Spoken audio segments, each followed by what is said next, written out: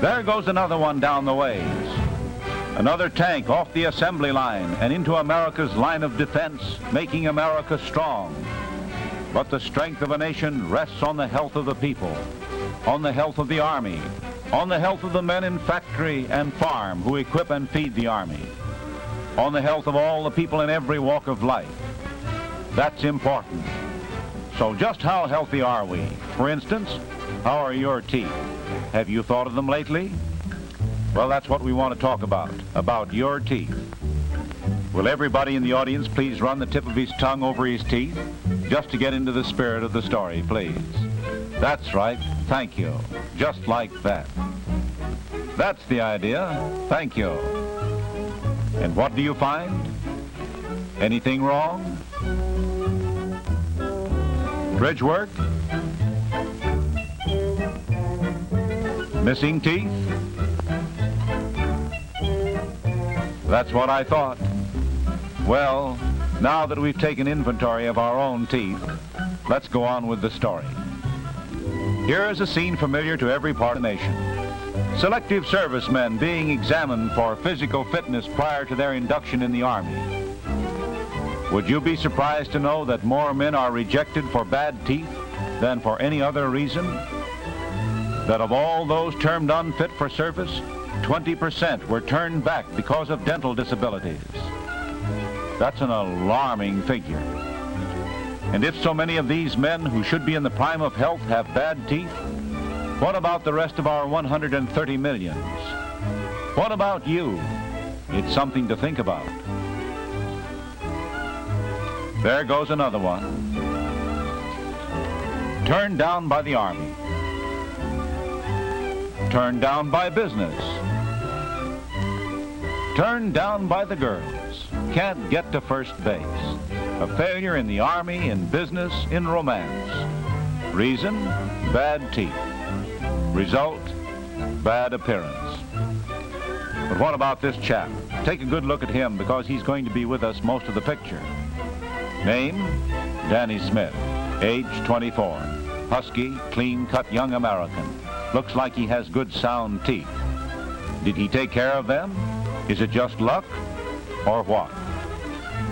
For the answer to that, we'll have to go back to the time when Danny reached the ripe old age of 2 years, a point in life that suggests to his mother he should be taken to the dentist for an examination.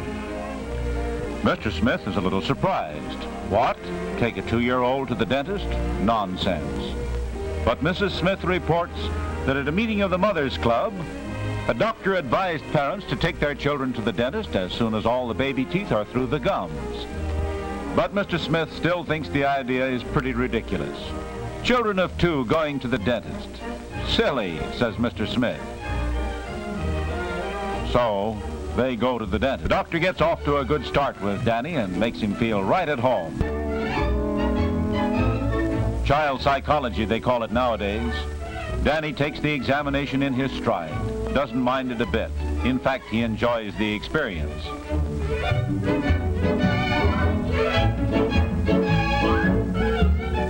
He'll remember it as good fun when it comes time for the next visit in 4 months.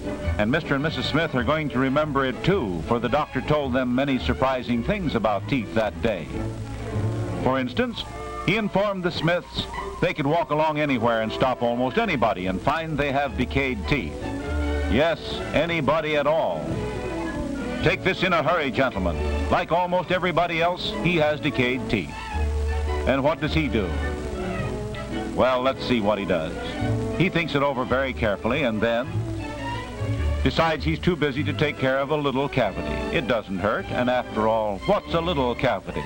Nothing. Months go by and a year goes by, and then what happens? Our friend comes running, and now the little cavity has become a big cavity, and the little pain is a big pain.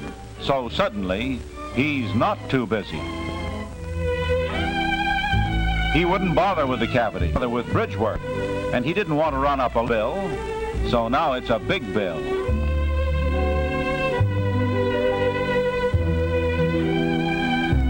After all, what's a little cavity?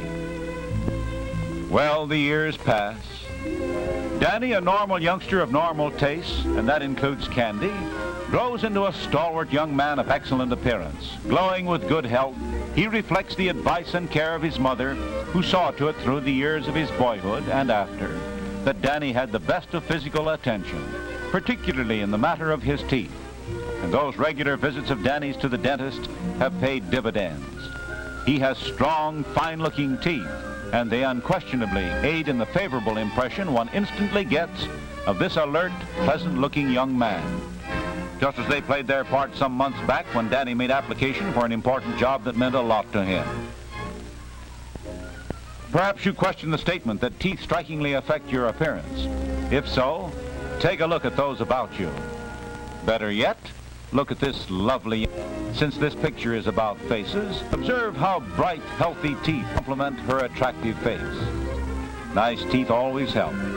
We don't appreciate how essential they are until we make comparisons. As in the case of these gentlemen, note how teeth affect their appearance. This first one, would you say there was competition for Robert Taylor here, or here, or here? After all, what's a little cavity? Well, we see he has good sound teeth, a must if he would be healthy, and a must if he values his personal must. Well, like some of us, he sometimes on June 18th. That's today, and you're supposed to go to the dentist. Remember? No, he doesn't remember. Well, we've got some bad news for him. He doesn't know it yet, but one of his teeth is beginning to decay. The strange part of it is, Danny takes good care of his teeth. For example, he eats good, solid food. Very little sweets. But his teeth are decaying anyway. That's how teeth are. There's no way of stopping the decay except by going to a dentist, having it removed, and the tooth filled. Danny brushes his teeth every day, and properly too, but that doesn't stop decay. His teeth and your teeth need more than a bath. They need a dentist. The dental appointment has been completely forgotten. Danny is hard at work, but unfortunately for him, the decay is also hard at work. He just doesn't realize how he'll look if he loses that tooth. It does make a difference, doesn't it?